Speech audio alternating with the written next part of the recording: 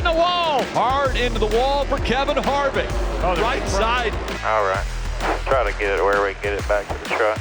18 into the grass. Kyle Busch, another issue. In the grass, bro. Felt the blue right there. Bubba Wallace looking for his second career win in the Cup Series. His final time through 3 and 4. He's going to do it. Bubba Wallace wins at Kansas. What they gonna say now, baby? Let's go! Just thankful. Thankful for the opportunity. And thankful to shut the hell up for a lot of people.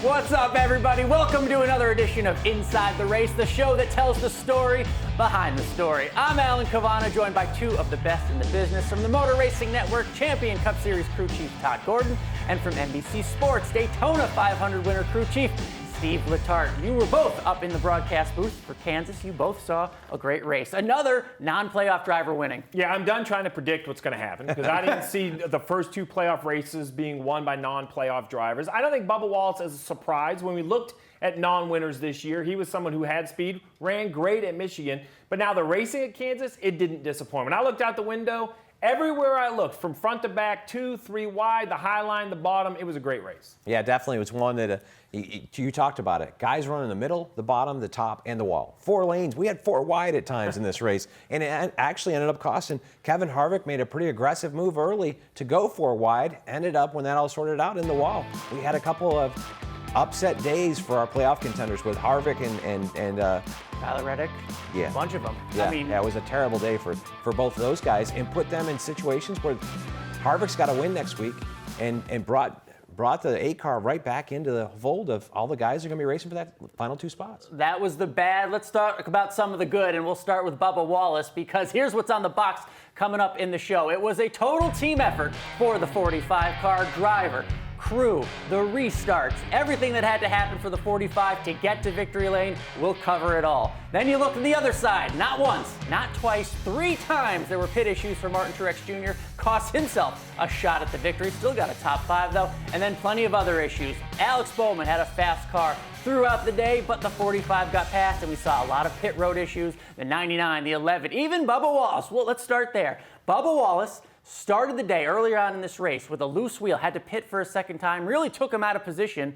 early on in the race, still came back to win. How does that happen, Steve? Well, first of all, if you're going to list all the pit penalties, this show would have to be an hour because everyone seemed to have it. Let's talk about Bubba Wallace. Let's take a look at his day. You know me, I love some data, I love a graph. Let's look at the 45 and how his day was. It started pretty good, right? When I look at his day, he's up top here inside the top 10. Everything's happy.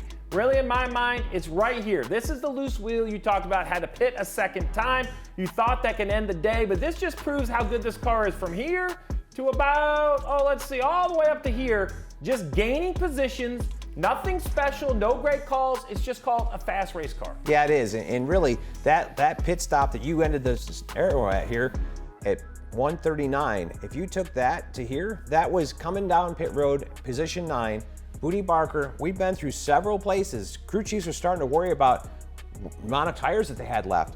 Booty made a call to put stickers on. Several of the guys that they were racing to try to catch up to put scuffs on at that point, drove themselves from 8th all the way up to 4th. That put them in a position where at the end of the stage, pit crew could come and put them in a better spot. How tough are some of these calls for you crew chiefs? Well, that sounds silly. Scuffs or stickers, scuffs or stickers. They started with 8 sets. 8 sets should be fine. Caution, caution, caution. They continue to burn tires.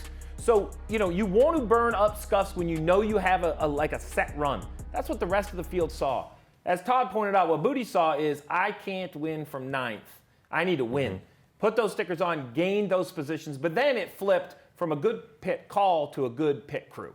When you come down pit road, you can easily lose a race. This pit crew went from 4th to 2nd. Second car off pit road, Bubba Wallace gives him a great opportunity for the choose and gave him a great opportunity at the restart. And really, this is the last restart. And given the way the race had played out to that point, the longest green flag run to that point, I think, was 28 laps. And we're now with 100 to go, just under that, 95, I think. And this ends up being the last restart that sets the race up, puts him on the front row, and gives him an opportunity to show the long run speed of his car, hung there first or second or third, and within 30 laps, run the 48 car down. The choose was big for you, and the final choose for Bubba. Well, I love the fact that he took the top. I like to be on the front row. I also like to be on the outside, right? So here's Bubba. He's going to see where the 48 goes. Wherever the 48 goes, you're definitely not going to want to follow. Bubba takes the top. I like this for a couple reasons. One, even if you get a bad restart, I think you're going to have some recovery off the top. And that's what happened to Bubba. You mentioned it. He didn't come off turn 2 in second, but he was close enough that he got to use that long run car. 30 laps. It took him to run down the 48 of Alex Bowman, easily getting by. I actually felt bad, Todd. I think we could agree. If this last stage gets broken up with a couple yellows, I think the 48 goes to victory lane. Best short car or short run car there. Yeah, if we broke that 95 laps into 330 lap segments, I think his short run speed puts him in victory lane. What's interesting, the 48 was in front of Bubba for 200 laps of this race. And we have the final pass that Bubba made on the 48. Once he did that, it was over. Yeah, he worked him, kind of a little bit. The whole goal was to try to get to the outside. We knew that the 45 was good, so he purposely, he being Alex Bowman, said, if you're going to pass me, you're going to do it on the bottom. I'm going to park this thing on the wall. But look at this drive off the corner. We hadn't seen that from anyone. At this point, I was like, okay, it's clear. The 45 is the car to beat. But it's not this easy, right? He gets this pass. We're still a pit stop away. So if we go back and look at his day on the graph, now he's the leader. But you and I have both seen pit stops ruin a day, right? So let's take a look. He's up here. This is the pass right here. There's the spot. He's now at the top of the sheet. But what does a pit stop look like on this graph? It looks like this right here, right? You drop some positions, you have to gain them back. The reason I think that matters is a lot goes into this. First of all, when do you pit, right? How aggressive do you want to be? I have to hand it to Booty Barker. I loved his approach. They had a little bit of gap back to second, an even bigger gap to third. So they allowed really their first contender to come to pit road. They pitted the next time by, and then it was just great execution by everyone on the 45. Yeah, definitely. When you looked at this, and they talked about whether Christopher Bell had a soft coming to pit road, he didn't. When we look back at the data, Bubba executed. His on to pit road, off of pit road was about a second faster than Christopher and Denny, both of the cars that were chasing him. And the pit crew stepped up and made a little bit more margin as well. Really well executed by the whole 45 team. Yeah, that's really the key. Because it's easy to say, oh, the 11 lost some time and the 20 lost some time. I don't think that's how it should be positioned. I think Bubba Wallace attacked. We talk about playoff and non-playoff cars. He said, you know what, the 11, he can't be speeding. The 20 can't be speeding. They need to have solid days. Me, I'm going to risk it. I'm going to risk speeding. I'm going to risk this. I loved what I heard on the radio. He really, I thought, was in total command of the race, especially after the green flag pit stop. I know Denny got within a second, and we could try to find that time all you want. I'm a big believer that Bubba Wallace wasn't driving around panicked. I think he was looking in his mirror, and he managed that gap, took no risks. Yeah, I think in as many words, he said it on the radio that I'm aware of where I am. I'm going to maintain the gap, and didn't put himself in a bad position. He had the race won. He had the fastest car at that point. He had a couple Toyotas that could run up to him, but I think he was just managing what he needed to get to the checkered flag and get that victory. Total team effort from overcoming the mistake to being on pit road, pit crew, restarts, all that coming to pit road. It all works out and gets Bubba the win. You mentioned some of those other Toyotas. He had a lot of contenders, a lot of people coming at him throughout the day. Let's talk about some of them and where they dropped off a little bit. We'll start with the 19 because both of you, again, looking down from up in the broadcast booth, you both thought the 19 was one of the better cars throughout the day. But he shoots himself in the foot multiple times. Yeah, I'd go from better to best. I think the 19 was the best car at Kansas.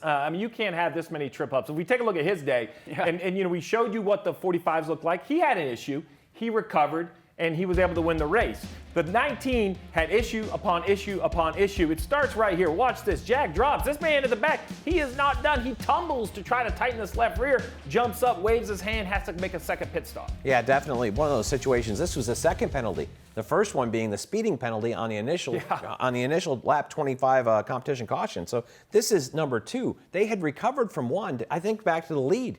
And then had this one happen, they were recovering back and had gotten back to 12th. When the final pit stop sequence came at like 1:39, they came off pit road last. A 21-second pit stop, almost. Just buried their day, and one you can't recover from that late in the race. Yeah, you can see right here. We're looking for what, 10 and a half, 11 seconds. When this clock comes around the right side, a little slow at 6, not awful. It's the left side where this goes completely apart. I'm not sure what happens on this left side. They had a loose left rear wheel, also an issue on the left side. But this, you see the guy running back and forth. It's sitting in the seat. Truex is looking out the window. This is nothing that he wants to see. So what does it look like on our line graph? This is what it looks like. This is like looking at your stock portfolio. You want it to go one direction? Well, look, it's real simple. Speeding, mistake 1. Boom. Loose wheels, mistake 2. He had some recovery. Look, to your point, he was all the way up to 12th. He had a chance to go this way. What happens? I call it, boom, mistake 3. You cannot have 3 mistakes. That's a TKO.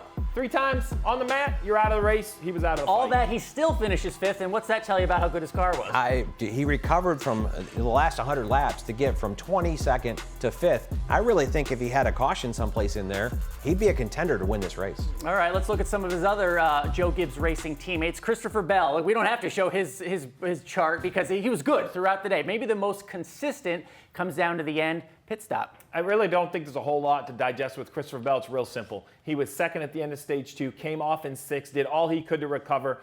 In my mind, Todd, if I'm on that team and I'm in the playoffs, I'm thinking win. When we lose that track position to start the final stage, I don't give up on the win, but I think to myself, the goal today is to score enough points that I don't have to worry about Thunder Valley. I don't want to go to Bristol worrying about points. They didn't give up. They came a lap early, tried to jump Bubba, but when the 45 countered and it kind of was all said and done after the pit stops, I think the 20 car, not much to say other than, guess what? Another solid day. Congrats to Christopher Bell. Yeah, definitely. When these guys in pit crews and when Adam Stevens is sitting on the box, he's got people in his ears talking about where they are points position-wise. They knew that a solid top 3, top 4 finish was going to guarantee them that they didn't have to worry about Bristol at all. That's backing it up. Just don't make mistakes. They took the gambles that they could that were calculated, that didn't really have a backside on them. A solid day all for them. All right, let's go to the other contender. The driver that finished 2nd, the owner of the 45 car, Denny Hamlin. Another driver that had to overcome issues in the pits with penalties and what have you. What do you think of the 11th day? Well, listen, this show might as well be about Denny Hamlin. We're the 2nd week into the show, and we've talked about the 11 2 weeks in a row, and that's because he is a contender. He has been there. Up and down day. We're not going to show you the whole day because it is as noisy can be. I think there were some issues. Everyone had issues. The big key for me, for Denny Hamlin, the 11, is at the end of the 2nd stage, his pit crew does what he needs them to do. He goes 6th to 3rd, but then the restart. The 45 is straight. Look at this downtrend on the 11. He falls all the way back to 8th after the restart, and more importantly than 8th, he loses time because I know, Todd, you and I, right here, this line. What is this line? What matters? At lap 200, the 45 passes the 48. We now know Bubba Wallace is the leader of the race. Denny Hamlin is 3.7 seconds behind. This isn't bad luck. This isn't a bad pit stop. This was a difficult restart. The driver, the car, perhaps not doing what he wants, has lost over 3.5 seconds to the eventual race winner. And 3 positions. It's not only the 3.7 seconds he's got to overcome, he's got to pass 3 cars while he's making up that 3.7 seconds. He gets his way back past those 3 cars, but not in a position where he can do anything with a 45. It just shows you what goes into winning these races. Denny Hamlin had overcome the penalty. We saw a lot of penalties throughout the day, but it's that final restart where he started, 4th behind Bubba and then goes backwards and it works into that 3-second gap when he finally gets a shot at getting Bubba again. Well, so we talk about the final restart. I think we should take a look at it because it's anything but straightforward for Denny Hamlin. I don't want to make it sound like these restarts are easy. They are not. They're 2 and 3 wide, but right here, he's the 2nd car on the outside. All you have to understand is he has to exit turn 2 wide. If he's 3 wide, he wants to be on the top. He has to have momentum. But what you're going to see right here is Denny Hamlin gets stuck in the middle. The 20 gets to his outside, takes him 3 wide, and then it's like quicksand. You're just trying to stop the bleeding. He falls all the way back to 8th. But in the end, kudos to the 45 because the 11 didn't give up. He ran him back down. He put the pressure on him. We talked about the green flag cycle. I thought Denny was aggressive as he could be in his points position. Sometimes it's just not meant to be. And for the 11 car, it ended up just not being good enough. He was able to get by Christopher Bell, and he made a show of it, but just could never get the pressure needed on Bubba. That was the last of the 3 cars he needed to pass. He just couldn't get it from there. And I really think we ended up with, a 1.1, 1.2 margin of victory. I think Bubba managed that to the end of the race. I think he was smart about how he did, but Denny recovered from the positions he lost and the time that he did. He gained all that he could out of it, but really not executing on that last restart and getting put 3 wide by Christopher put him in a deficit he couldn't overcome. Yeah, rough day for the 11 pit crew. They almost gained it all the way back with that final pit stop. I think what they're looking for is just consistent. The up and down is an emotional roller coaster for the whole team. And just about every driver will need to be consistent in Bristol because let's take a look at the points after Kansas, after the Bubba Wallace win. Again, but doesn't do much for Bubba in terms of the Drivers' Championship, but these are the points. Christopher Bell, the only one guaranteed a spot into the next round going into Bristol, Todd. I really think when you look at this, there's 2 stories to it. One, Kevin Harvick is going to have to win. He's only 35 points behind, but he's 35 points behind 6 drivers. And you can't expect all of them to have problems. The bigger picture to this, to me, is from Daniel Suarez on back. We've got 6 drivers with champions in here that could end up, they're all within single digits of those last 3 spots. Yeah, 6 for 3.